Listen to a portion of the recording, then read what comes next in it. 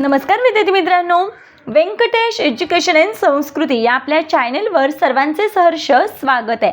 आजच्या व्हिडिओमध्ये आपण सातारा जिल्हा प्रज्ञाशोध परीक्षा सन 2025-26 आजच्या व्हिडिओमध्ये आपण 22 मार्च 2026 या दिवशी झालेल्या पेपराची संभाव्य उत्तरसूची आजच्या व्हिडिओमध्ये आपण बघणार आहोत। व्हिडिओ सर्वांनी शेवटपर्यंत बघा। इयत्ता चौथी विषय आहे मराठी, गणित आणि परिसर अभ्यास 2। ह्याची प्रश्नपत्रिका आजच्या व्हिडिओमध्ये आपण सोडवून घेत आहोत। सर्वांनी आपले प्रश्न तपासा, उत्तर तपासा आणि आपल्याला किती मार्क्स मिळतात ते मला कमेंटमध्ये नक्की सांगा। चला तर मग व्हिडिओला सुरुवात करूया। तत्पूर्वी नेहमीप्रमाणे व्हिडिओ आवडल्यास व्हिडिओला लाईक करा, आपल्या मित्रमैत्रिणींना शेअर करा, चॅनलवर नवीन असाल तर चॅनलला सबस्क्राईब करा। बघा, इथे पहिला प्रश्न आपल्याला असा दिलाय, प्रश्न 1 ते 3 साठी सूचना। खालील परिच्छेद काळजीपूर्वक वाचून विचारलेल्या प्रश्नांची योग्य उत्तरे पर्यायातून शोधायची आहेत। आता बघा, उत्तर तुम्ही वाचायचं आहे काळजीपूर्वक। प्रश्न पहिला, राजूने घेतलेल्या निर्णयावरून त्याचा कोणता गुण दिसून येतो? मग बघा, हा जर उत्तर वाचला तर असं आपल्या लक्षात येतं की जिज्ञासू वृत्ती आणि सामाजिक जबाबदारी। पर्याय क्रमांक 3 हे आपल्या प्रश्नाचं योग्य उत्तर आहे। दुसरा प्रश्न, शिलालेख हा केवळ दगड नसून इतिहासाचा आरसा आहे, या वाक्याचा अर्थ काय? मग बघा, याचं उत्तर आहे पर्याय क्रमांक 3। उत्तर वाचलं की आपल्या लक्षात येतं। पुढचा प्रश्न बघा, उत्तराच्या शेवटी राजूला कोणत्या महत्त्वाच्या विचारांची जाणीव झाली? तर इथे काय, याचं उत्तर आहे पर्याय क्रमांक 4। केवळ माहिती शोधणे पुरेसे नसून त्यातून मिळणारा चांगला बोध प्रत्यक्षात महत्त्वाचे आहे। उत्तर आहे पर्याय क्रमांक 4। चौथा प्रश्न बघूया, खालीलपैकी विरुद्धार्थी शब्दांच्या चुकीची जोडी कोणती? कृपा अवकृपा योग्य आहे, श्रीमंत गरीब योग्य, कृष्ण धवल योग्य, वर आशीर्वाद। मग इथे चुकीची जोडी आहे पर्याय क्रमांक 4, कारण वर म्हणजेच आशीर्वाद, समानार्थी शब्द दिला इथे, म्हणून इथे हे चुकीची जोडी आहे। प्रश्न 5 ते 6 साठी सूचना। कविता काळजीपूर्वक वाचून उत्तरांचा योग्य पर्याय रंगवा। पाचवा प्रश्न, सगळीकडे कोण सुगंध पसरवतात? बघा, इथे जाई जुईच्या कळ्या उमलल्या, सुगंध चहूकडे पसरल्या। आता कळ्या उमलल्यावर त्याचं फूल होतं, म्हणून इथे उत्तर आहे जाई जुईची फुले। पर्याय क्रमांक 2 हे आपल्या प्रश्नाचं योग्य उत्तर। नदी वाहते झुळझुळ गाणी या ओळीचा अर्थ काय? आता बघा, नदीच्या प्रवाहाचा आवाज गाण्यासारखा मधुर वाटतो। पर्याय क्रमांक 2। पुढचा प्रश्न, हरिण या प्राण्याचे पिल्लू खालीलपैकी काय आहे? मग बघा, हरिण या प्राण्याचे पिल्लू खालीलपैकी काय? हरणाचं काय असतं? पाडच। कारण बघा, मेंढीचं कोकरू, वाघाचा बछडा आणि गाईचं वासरू, म्हणून मग इथं उत्तर आहे पर्याय क्रमांक 1। जो आवडतो सर्वांना तोची आवडे देवाला या वाक्यातील क्रियापद ओळखा। आवडतो पर्याय क्रमांक 4। किती लवकर घरी गेलास तू या वाक्यात आलेले विरामचिन्ह कोणते? मग इथे कोणतं विरामचिन्ह आहे? उद्गारवाचक चिन्ह। पर्याय क्रमांक 1 योग्य उत्तर। 10वा प्रश्न, समुद्र या शब्दाला समानार्थी शब्द कोणता आहे? मग बघा, समुद्र या शब्दाचा समानार्थी शब्द आहे, मग या प्रश्नाचं योग्य उत्तर आहे रत्नाकर। पर्याय क्रमांक 3। 11वा प्रश्न, कबड्डीचा डाव चांगलाच रंगला, रंगात येणे यासाठी वाक्यप्रचार आहे। पर्याय क्रमांक 2। पुढचा प्रश्न, यामध्ये प्रश्न 12 ते 14 साठी सूचना। यामध्ये सुसंगत परिच्छेदांची 3 वाक्ये दिलेली आहेत। रिकाम्या जागेसाठी अचूक पर्याय निवडायचा आहे। बघा, प्रश्न क्रमांक 12 काय प्रश्न आहे? टिंबटिंबच्या निमित्ताने हे पुरस्कार प्रदान करण्यात येतात। लगेच उत्तर कन्फर्म होत नाही, पहिले 3ही प्रश्न वाचून घेऊया। बघा, राष्ट्रीय बाल कल्याण परिषदेच्या वतीने टिंबटिंब पुरस्कार दिले जातात। मग बघा, याचं उत्तर लगेच आपल्याला कळतं, शौर्य पुरस्कार दिले जातात। मग कोणत्याही वर्षी टिंबटिंबपर्यंत पुरस्कारांची नावे पाठवावी लागतात? मग बघा, या प्रश्नाचं आपलं उत्तर आहे 30 सप्टेंबर पूर्वी नावे पाठवावी लागतात। उत्तर आहे पर्याय क्रमांक 4। मग आता या दोघांवरून आपलं 12व्या प्रश्नाचं उत्तर आहे पर्याय क्रमांक 2। 30 सप्टेंबरपर्यंत नावे पाठवावी लागतात, पण प्रजासत्ताक दिनाच्या निमित्ताने हे पुरस्कार प्रदान करण्यात येतात। बघा, या पद्धतीने आपल्याला सुसंगत परिच्छेदांची जी वाक्य असतात ती पूर्ण करायची असतात। पुढचा प्रश्न बघा, समूहदर्शक शब्दांची चुकीची जोडी ओळखा। खेळाडूंचा संघ बरोबर, लुटारूंची टोळी बरोबर, मडक्यांची उतरण बरोबर, उंटांचा कळप चुकीचे, उंटांचा काय असतो? तांडा। मग चुकीची जोडी आहे पर्याय क्रमांक 4। पुढचा प्रश्न बघा. इथे आपल्याला एक म्हण तयार करायची आहे. दिलेल्या कोष्टकातील अक्षरांपासून अर्थपूर्ण होणाऱ्या म्हणीचे तिसरे अक्षर कोणते? मग इथे म्हण कोणती तयार होते? कुंभार तसा लोटा. मग बघा, मग आपल्याला तिसरं विचारले ना अक्षर, मग कुंभार, तिसरं अक्षर कोणते आहे? र. पर्याय क्रमांक 1 हे आपल्या प्रश्नाचं योग्य उत्तर. 17वा प्रश्न. खालीलपैकी पर्यायातील वचन प्रकारानुसार विसंगत पर्याय निवडा. आता बघा, इथे पंथ, वीर, राष्ट्र, तरुण हे सगळेच काय येतात, म्हणजे एक वचन आणि अनेक वचनामध्ये सेम येतात, परंतु पंथ हा शब्द थोडासा काय आहे, विसंगत आहे, म्हणून इथे उत्तर आहे पर्याय क्रमांक 1 पंथ. पुढचा प्रश्न. हत्ती बलाढ्य प्राणी जंगलात राहतो. हत्ती हा बलाढ्य प्राणी जंगलात राहतो. या वाक्यातील विशेषण ओळखा. विशेषण म्हणजे काय? नामाबद्दल विशेष माहिती सांगणाऱ्या शब्दाला विशेषण म्हणतात. मग हत्तीबद्दल माहिती काय आहे? बलाढ्य, म्हणून इथे बलाढ्य हे काय आहे? विशेषण. पर्याय क्रमांक 3 योग्य उत्तर. गुलाब, मोगरा, झेंडू ही फुले मला आवडतात. या वाक्यातील किती नामे आलेली आहेत?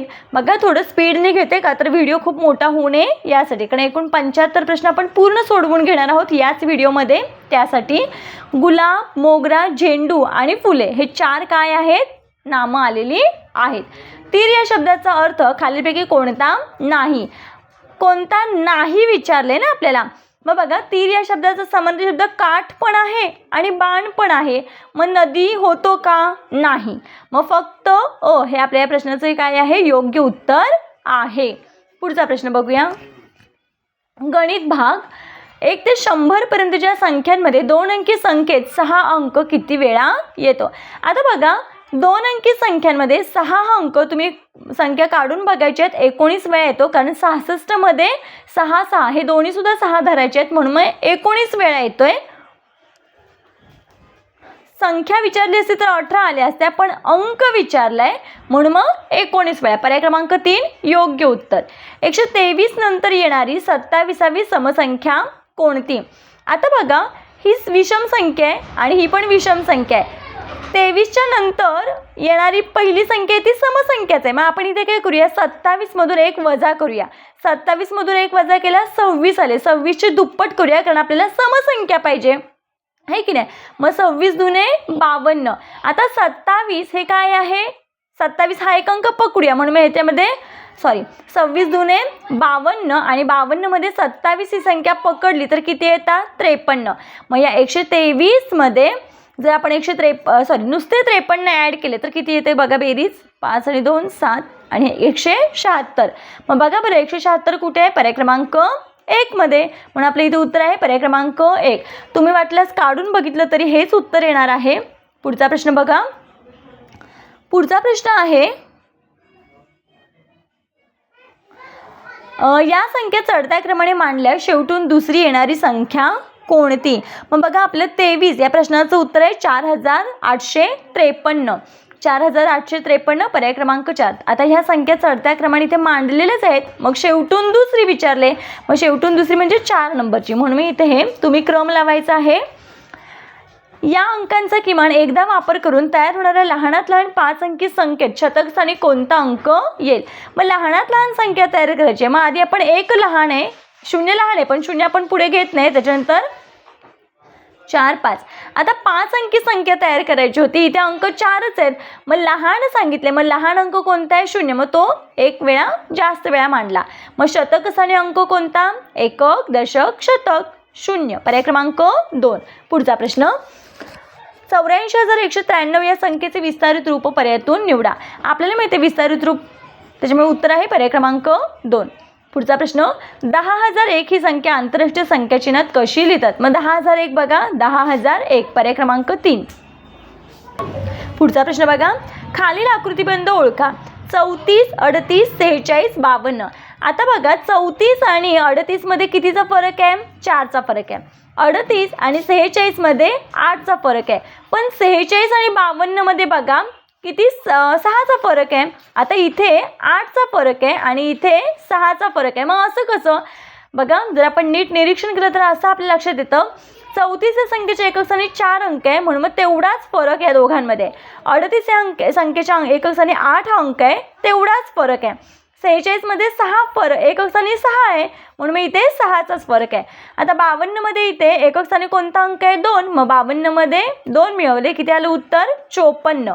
पर्याय क्रमांक 4 आपले योग्य उत्तर आहे. पुढचा प्रश्न, शेजारील वर्तुळातील सर्व बिंदू एकमेकांशी जोडण्यासाठी अजून जास्तीत जास्त किती रेषाखंड काढावे लागतील. आधी आपण बिंदू मोजूया. 1 2 3 4 5 6. आता बघा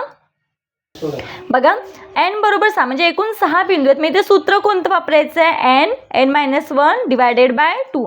6 मराठीत अंक लिहिते, 6 मधून 1 गेलं, हे वजा चिन्ह आहे आणि भागिले 2. आता बघा हे 6तून 1 गेला 5 आणि भागिले 2, यांचा गुणाकार 6 30, 30 भागिले 2 आपल्याला माहिती आहे भाग जातो 15 आलं आहे की नाही. मग एकूण किती रेषाखंड येतील 15. पण बघा इथे लगेच 15ला टिकमार्क करायचं नाही, काळजीपूर्वक प्रश्न वाचा. अजून जास्तीत जास्त किती रेषाखंड काढता येतील, काढावे लागतील. ऑलरेडी किती काढलेत 1 2 3. मग या 15मधून 3 वजा करा, 15तून 3 गेलं 12 आलं उत्तर, म्हणून मग अजून 12 रेषाखंड काढावे लागतील. उत्तर आहे पर्याय क्रमांक 3. पुढचा प्रश्न बघा, 17च्या सर्व विभाजकांची बेरीज किती. 17चे विभाजक असायलाच किती आहेत 1 आणि 17, कारण 17 ही मूळ संख्या आहे, मग यांची बेरीज 17 आणि 1 18. पर्याय क्रमांक 1. पुढचा प्रश्न, 6च्या वर्गाचा 1/3 भाग किती असेल. आता 6च्या वर्गाचा, 6चा वर्ग किती आहे 6 6 36. 6चे म्हणजे गुणाकार आणि इथे 1/3 इथे भाग घालवा, 3 1 3, 3 1 3, 3 2 6, 12 1 12. मग उत्तर किती आलं पर्याय क्रमांक 4 12. पुढचा प्रश्न बघा, 68,523 मधून कोणती संख्या वजा केली तर हे येतं. मग आता काय करायचं आहे, या संख्येतून ही संख्या वजा करा, मग आपल्याला मिळणारं उत्तर आहे पर्याय क्रमांक 3. पुढचा प्रश्न बघा, आता इथे आपल्याला बेरीज करायची आहे आणि आपल्याला विचारले चौकोन आणि त्रिकोणाच्या जागी कोणता अंक येईल, त्यांची वजाबाकीचं उत्तर विचारलं. आता काय करायचं आहे, पर्यायांचा वापर करायचा आहे. जसं की मी इथे बघा चौकोनासाठी मी 8 अंक लिहिला आहे आणि त्रिकोणासाठी मी 7 अंक लिहिले आहे. मग माझं उत्तर आले 8तून 7 गेला 1 आला. तर कसं काढलं, 9 गेला नाही, बेरीज करायची आहे. 9 आणि 6 15, हातचा आला 1. आता बघा 3 आणि 1 4. मग 4 मध्ये किती मिळवल्यावर, आता इथे कोणती 4च्या पुढे 2 कधी येतात एकक स्थानी 12 आल्यावर. मग 4 मध्ये किती मिळवल्यावर 12 येतील तर 8 मिळवल्यावर, म्हणून मी इथे चौकोनामध्ये 8 अंक घेतला. ठीक आहे, हातचा 1 आला. 6 आणि 1 7, मग त्रिकोणामध्ये 7च आला. आता इथे 7 आणि त्यात 7 आणि 8 15, हातचा 1 3 आणि 1 4 आणि हा 1 5, म्हणून मग इथे संख्या या पद्धतीने हे उत्तर काढलं. पुढचा प्रश्न बघा, खालील आकृतीचा रंगवलेला भाग पर्यायातून दर्शवा.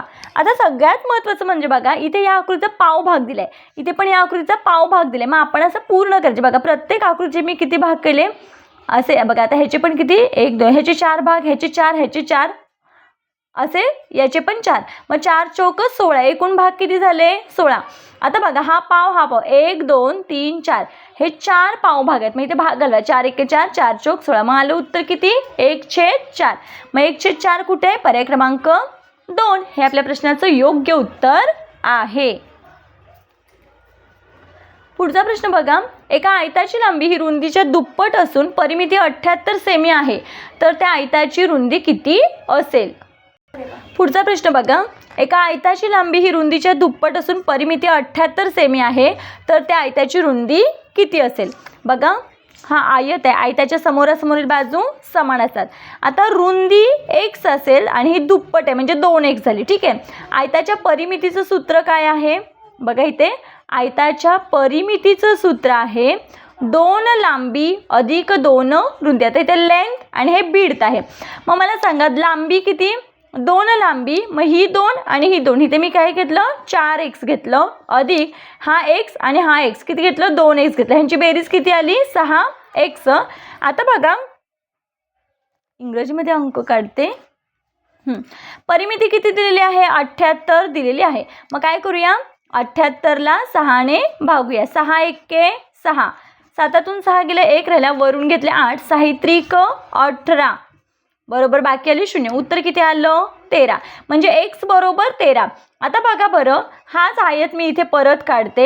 इथे x म्हणजे किती 13, मग ही 13 तर ही पण 13 आणि 13च्या दुप्पट लांबी आहे ना, रुंदीच्या दुप्पट लांबी, मग 13 दुने 26 आणि ही 26. या चौघांची बेरीज जर आपण केली तर बरोबर किती येते 78 येते. बघा 26 आणि 26 52 आणि हे 13 आणि 13 26, ह्यांची बेरीज बरोबर 78 येते. बघा 6 12, 13 14 15 16 17 18, हाताला 1 2 4 5 6 7. म्हणून मग इथं उत्तर काय आपल्याला विचारलंय काय, रुंदी किती. मग रुंदी किती आली, 13 आली. मग 13 कुठे आहे, पर्याय क्रमांक 2 हे आपल्या प्रश्नाचं योग्य उत्तर आहे. पुढचा प्रश्न बघा, एका बागेत नारळाची 8430 झाडे, 8430 नारळाची झाडे आणि नारळांच्या झाडांपेक्षा आंब्यांची 850 झाडे जास्त आहेत. म्हणजेच काय करायचे, 8430 मध्ये 450 मिळवायचे, कारण हे आंब्यांची संख्या आहे ना. 8 4 ने 4 8 आणि हे 8. मग आता काय विचारलं आपल्याला, बघा ही नारळांची झाडं नारळांपेक्षा आंब्यांची एवढ्याने जास्त आहेत, म्हणून मग ह्यांची बेरीज केली. आंब्यांची एवढी, नारळाची एवढी, एकूण झाडं विचारलेत, म्हणून मग काय करायचे, 8080 हे काय करायचे, ह्यांची बेरीज 0 8 9 10 11, हाचा आला 1 8 आणि 4 12, 12 आणि 1 13, हाचा 1 8 आणि 16 आणि 1 17. आपलं उत्तर किती आलंय, 17310. पर्याय क्रमांक 4 हे आपल्या प्रश्नाचं योग्य उत्तर. बघा यांचा जर आपण गुणाकार केला तर गुणाकार तुम्ही करायचा आहे, कारण व्हिडिओ मोठा होईल. मग उत्तर आहे पर्याय क्रमांक 3. पदावली सोडवून घेऊया आपण. भागाकार पहिल्यांदा करतो. मग बघा 18 अधिक 6 भागिले 3 2 आलं, 3 दुणे 6 गुणिले 4 वजा 14. गुणाकार पहिल्यांदा करून घ्यायचं. जे करायचं आहे आधी क्रिया त्याला अधोरेखित करायचं, म्हणजे लक्षात येतं. 2 चौक 8 वजा 14, 26 वजा 14. मग 26 मधून 14 गेले तर बाकी किती येते, 12. पर्याय क्रमांक 1 हे आपल्या प्रश्नाचं योग्य उत्तर आहे. पुढचा प्रश्न बघा, 10,725 रुपयांना 13 खुर्च्या मिळतात, तर 2 खुर्च्यांची किंमत किती.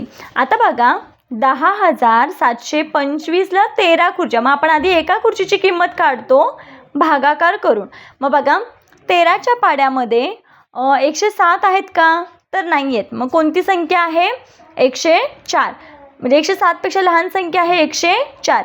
मग 13 8 104, वजाबाकी करूया, बाकी आली 3, इथे 0 0 वरून घेतले 2.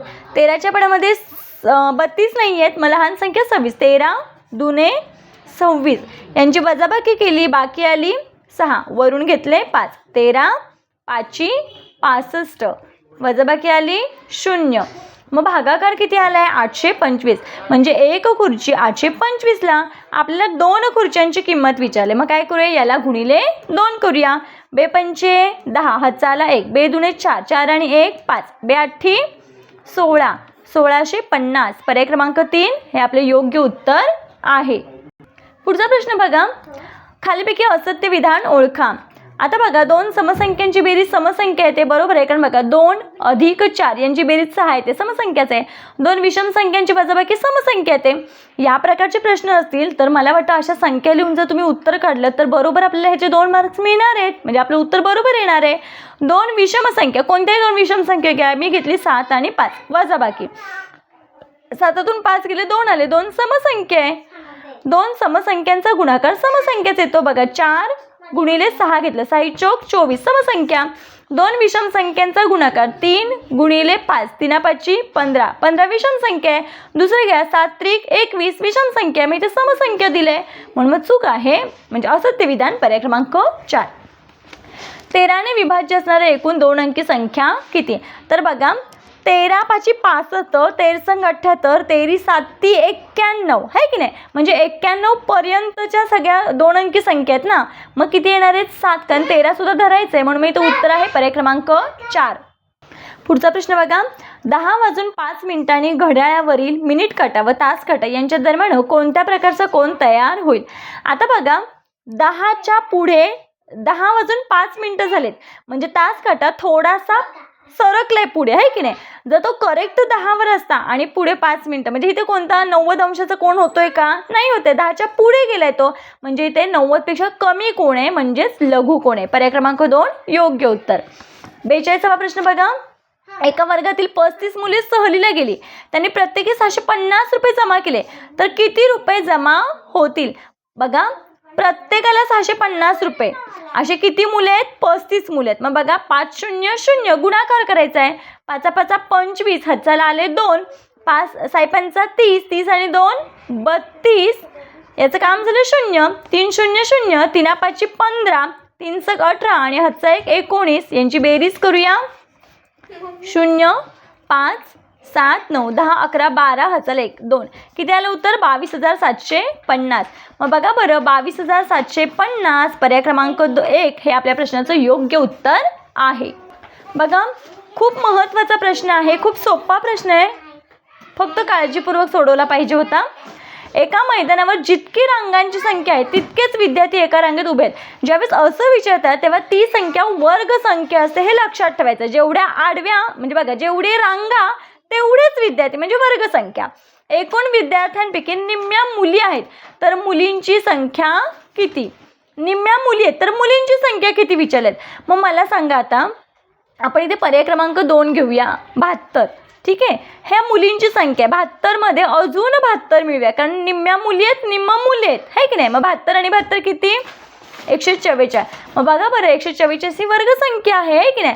म्हणजे 12 एका मैदानावर रांगांची संख्या किती आहे 12 आणि प्रत्येक रांगेमध्ये सुद्धा 12 जणच उभे आहेत म्हणजे आडवे 12 आणि उभे पण 12. 12चा वर्ग 144. मग त्यातल्या निम्म्या मुली आहेत म्हणजे 72. मग इथं उत्तर आहे पर्याय क्रमांक 2 72. पुढचा प्रश्न गटात न बसणारा अपूर्णांक 7 एके 7 7 दुने 14 21 दुने 42 म्हणजे अंशाच्या दुप्पट छेद आहे. 1च्या दुप्पट 2 पण इथे मात्र तसं नाही आहे म्हणून मग उत्तर आहे पर्याय क्रमांक 3. पुढचा प्रश्न बघा 5 हेक्टोग्रॅम म्हणजे किती ग्रॅम? 1 हेक्टोग्रॅम म्हणजे 100 ग्रॅम. 5 हेक्टोग्रॅम म्हणजे 500 ग्रॅम. पर्याय क्रमांक 2. आता पुढचा बघा महत्त्वाचा प्रश्न आहे, खूप सोपा प्रश्न आहे.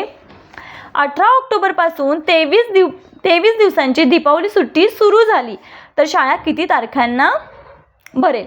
आता बघा 18 तारखेला सुट्टी आहे, ऑक्टोबर महिना आहे ना. ऑक्टोबर महिना किती दिवसांचा असतो? ऑक्टोबर महिना 31 दिवसांचा असतो. 31 मधून 18 पासून सुट्ट्या आहेत, 17 दिवस आधीचे वजा करूया कारण शाळा होतील ना, शाळा होती 17 पर्यंत. मग मला सांगा 31 मधून 17 गेले तर किती राहतात? 14 राहतात. मग आता हे 14 आपण काय करायचं आहे 23 दिवसांची सुट्टी आहे बरोबर आहे. मग इथे काय करूया थोडंसं 23 मधून हे 14 वजा करूया.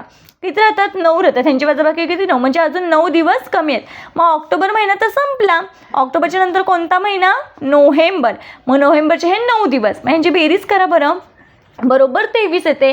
म्हणजेच 9 नोव्हेंबरपर्यंत सुट्टी आहे. आपल्याला विचारले काय शाळा किती तारखेला भरेल? मग शाळा किती तारखेला भरेल? 9च्या नंतर 10 नोव्हेंबर. पर्याय क्रमांक 4 योग्य उत्तर. पुढचा प्रश्न बघा प्रत्येक मुलाला 200 ग्रॅम शेंगदाणे दिले तर 13 किलोग्रॅम शेंगदाणे किती मुलांना पुरतील? आता बघा प्रत्येकाला 200 ग्रॅम आणि ते शेंगदाण्यांची म्हणजे हे दिले वस्तुमान दिले. मग 13 किलोग्रॅम. मग 13 किलोग्रॅम म्हणजे किती? 13,000 ग्रॅम. आणि एका मुलाला 200 या 2 शून्याला हे 2 शून्य कट केलं. आता भाग घालूया.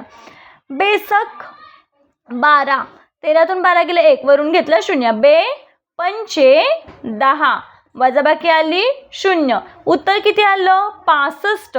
म्हणजेच किती मुलांना शेंगदाणे पुरतील तर 65 मुलांना पुरतील. मग उत्तर आहे पर्याय क्रमांक 3. पुढचा प्रश्न बघा 15 सेमी व्यास असणाऱ्या वर्तुळात वर्तुळ केंद्रापासून 8.6 सेमी अंतरावरील बिंदू कोठे असेल? आता आपल्याला हे आपण शिकलो की वर्तुळावरील सर्वात मोठा व्यास कशाला म्हणतो आपण? त्रिज्येच्या दुप्पट काय असतो? व्यास होतो. म्हणजे हा व्यास आहे बरोबर आहे. आणि ह्याची लांबी किती आहे? 15 सेमी आहे. मग मला सांगा इथून इथपर्यंत वर्तुळ केंद्रापासून विचारले ना, मग एक वर्तुळ केंद्रापासून इथपर्यंत काय असतं? त्रिज्या असते. मग ह्याचं मेजर किती येईल? 15च्या निम्म म्हणजे 7.5. आता विचारले काय बघा वर्तुळात वर्तुळ केंद्रापासून 8.6 सेमी अंतरावरील बिंदू कोठे असेल? मग वर्तुळ केंद्र इथून इथपर्यंत 7.5 आहे. आपल्याला 8.6 पाहिजे म्हणजे हा थोडासा काय येईल? बाहेर येईल है की नाही इथपर्यंत. मग हा कुठे येणार आहे तो बिंदू? वर्तुळाच्या बाह्य भागात. उत्तर आहे पर्याय क्रमांक 1. पुढचा प्रश्न घडांची पृष्ठसंख्या त्यांच्या शिरोबिंदूपेक्षा कितीने कमी अथवा जास्त आहे? आता मला सांगा घनाला पृष्ठ किती असतात? 6. घनाचे शिरोबिंदू किती आहेत? 8. मग यांची वजाबाकी करूया 2. मग विचारले पृष्ठांची संख्या ती की 6 आहे म्हणजे ही संख्या शिरोबिंदूंपेक्षा 2 ने कमी आहे.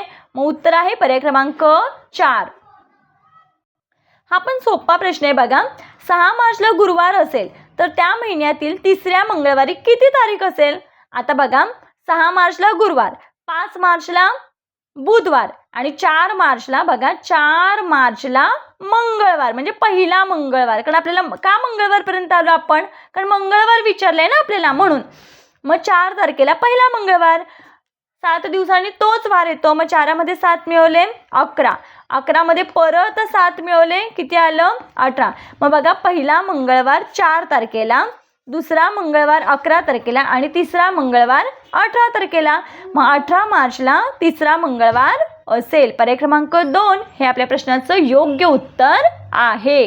पुढचा प्रश्न 51वा. खालील आकृतीतील चौकोनांची एकूण संख्या किती. आता बघा हा शंकरपाळीसारखा जो आकार आहे तो एक चौकोन झाला. आता बघा इथे मी असं हे ठेवते बघा 1 2 बघा 1 2 3 4 हा झाला 2 झाले बरोबर आहे. आता इकडून बघा 1 2 3 4 हे झाले 3. ठीक आहे. तर हे वरचं कट करूया. 3 झाले, हे 4 आणि हे 5 आणि हा बघा 6. मग एकूण एकूण चौकोन किती आहेत 6. पर्याय क्रमांक 1 हे आपल्या प्रश्नाचं योग्य उत्तर आहे. पुढचा प्रश्न. शेजारील आकृती सममित होण्यासाठी कोणते 2 बिंदू जोडावे लागतील. तर बघा क आणि स जर आपण जोडला तर बरोबर सममित होतोय.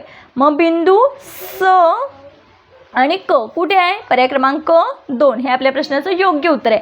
बघा गडबडीत माझ्याकडून सुद्धा एखादा प्रश्न चुकत असेल किंवा वेगळं काही सांगितलं गेलं असेल तर नक्की कमेंटमध्ये कमेंट करून सांगा, कारण गडबडीत तसं होऊ शकतं.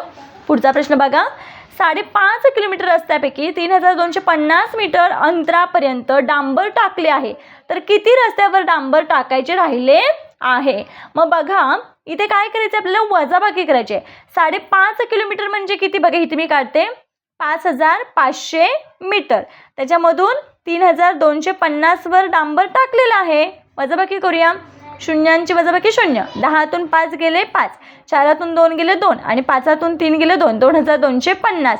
आता 2250 हे मीटर आहे, इथे किलोमीटर दिले, हे येणार नाही, हे पण नाही. मग उत्तर आहे पर्याय क्रमांक 3 2.25 किलोमीटर. पुढचा प्रश्न. शेजारील घडणीपासून घन तयार केला असता अ या अक्षराच्या शेजारील पृष्ठावर न येणारे अक्षर कोणते. आता लगत विचारले आहे की नाही, लगत न येणारे. मग बघा अच्या अपोजिट कोण येणार आहे र येणार आहे. मग जो विरुद्ध दिशेला आहे तो शेजारी येईल का नाही.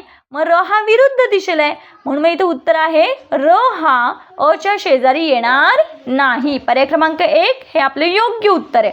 पुढचा प्रश्न.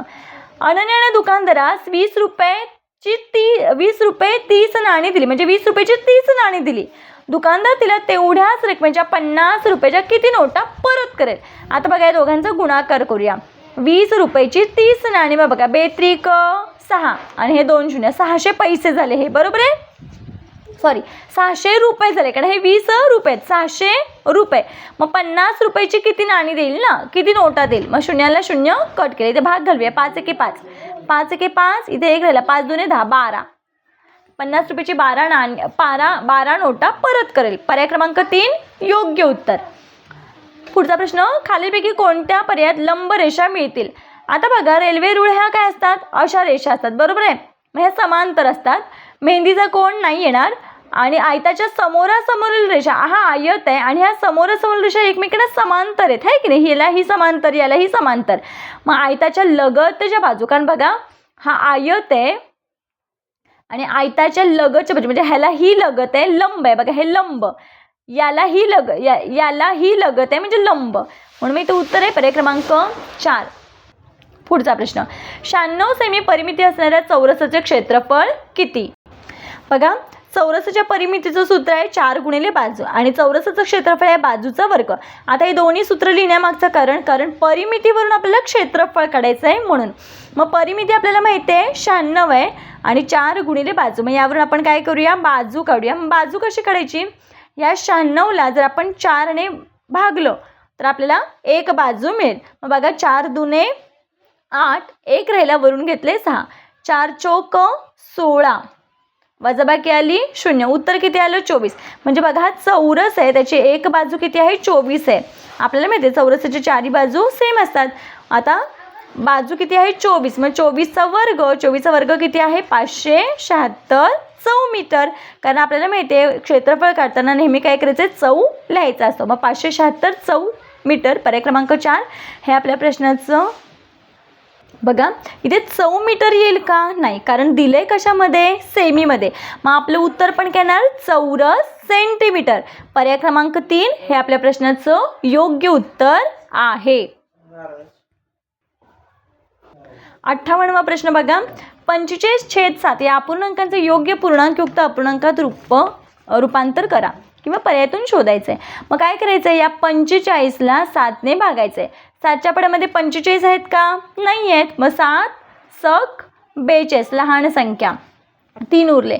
आता आपल्याला माहिती आहे जो पूर्ण भाग आलाय तो आपण पुढे लिहितो असा, बरोबर आहे. भागलंय कशाने? 7ने. मग खाली छेदामध्ये आणि बाकी आली तेवढी वर. मग बघा 6.3/7. पर्याय क्रमांक 1 हे आपल्या प्रश्नाचं योग्य उत्तर आहे. पुढचा प्रश्न 50 ते 60 साठी बघा, चित्रलेखावरून प्रश्नांची उत्तरं लिहायची आहेत. शेजारील चित्रलेखावरून सर्वात जास्त उत्पन्न कोणत्या पिकाचे मिळते? तर बघा सगळ्यात जास्त कोण आहे? तर गव्हाचं आहे, म्हणून उत्तर आहे पर्याय क्रमांक 4 गहू. वरील चित्रलेखात कडधान्याचे एकूण उत्पन्न किती आहे? मग आपल्याला माहिती आहे की कडधान्य फक्त तूर आले. मग तूर किती आहे? 1 2 3. मग इथे लिहून घेतलं 3. पण एका पोत्यासाठी 50 किलोग्राम आहे, म्हणून याला 50ने गुणूया. मग 3×5 15 150 किलोग्रॅम. पर्याय क्रमांक 3 हे आपल्या प्रश्नाचं योग्य उत्तर आहे. आता बघा पुढचा प्रश्न आहे विभाग 3 परिसर अभ्यास. त्याच्यासाठी 30 गुण आहेत. संत व त्यांचा ग्रंथ यांची चुकीची जोडी कोणती? संत ज्ञानेश्वर ज्ञानेश्वरी बरोबर आहे.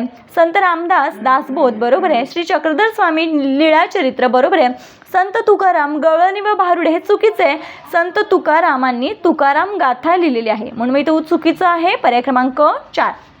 पुढचा प्रश्न, आज्ञापत्र हा ग्रंथ रामचंद्र पंत अमात्य यांनी लिहिलेला आहे. पर्याय क्रमांक 4. आदिलशहाने सरलष्कर हा किताब देऊन शहाजीराजांचा सन्मान केला.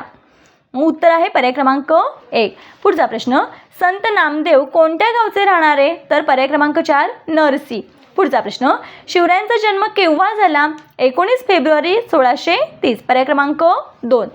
शिवरायांनी स्वराज्य स्थापनेसाठी प्रतिज्ञा कोणत्या मंदिरात घेतली? शिवरायांनी स्वराज्य स्थापनेची प्रतिज्ञा रायरेश्वराच्या मंदिरात घेतली. उत्तर आहे पर्याय क्रमांक 3. पुढचा प्रश्न बघा, शिवरायांच्या पत्नी सईबाई कोणत्या घराण्यातील होत्या? उत्तर आहे पर्याय क्रमांक 2 फलटणचे नाईक निंबाळकर. पुढचा प्रश्न, शिवरायांनी तोरणा किल्ल्याला कोणते नाव दिले? प्रचंडगड. पर्याय क्रमांक 3. पुढचा प्रश्न, खालीलपैकी योग्य पर्याय कोणता? सुपे जाधवने. बघा मुधोळचे घोरपडे. पर्याय क्रमांक 3 योग्य आहे. 17वा प्रश्न, होता जीवा म्हणून वाचल्याशिवाय ही म्हण कोणत्या प्रसंगावरून रूढ झाली? तर प्रतापगडावरील पराक्रम. पर्याय क्रमांक 1. शिवरायांनी सुरत या शहरावर छापा घातला. पर्याय क्रमांक 3 हे आपल्या प्रश्नाचं योग्य उत्तर आहे.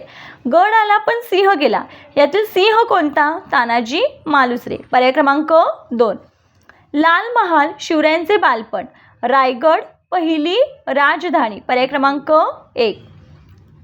पुढचा प्रश्न बघा, युद्ध नौकांच्या समूहाला टिंबटिंब म्हणतात. आरमार. पर्याय क्रमांक 3. पुढचा प्रश्न, अष्टप्रधान मंडळातील न्यायाधीश कोण होते? तर आपलं उत्तर आहे निराजी रावजी. पर्याय क्रमांक 3. बघा या पद्धतीने आपण आजच्या व्हिडिओमध्ये पूर्ण 75 प्रश्न स्पष्टीकरणाचे सोडवून घेतलेले आहेत. आपल्याला किती मार्क्स मिळतात ते मला कमेंटमध्ये नक्की सांगा. आजचा व्हिडिओ आवडला असेल तर लाईक करा. आजचा व्हिडिओ कसा वाटला ते कमेंटमध्ये नक्की सांगा. भेटूया पुढच्या व्हिडिओमध्ये. तोपर्यंत नमस्कार. थँक्यू.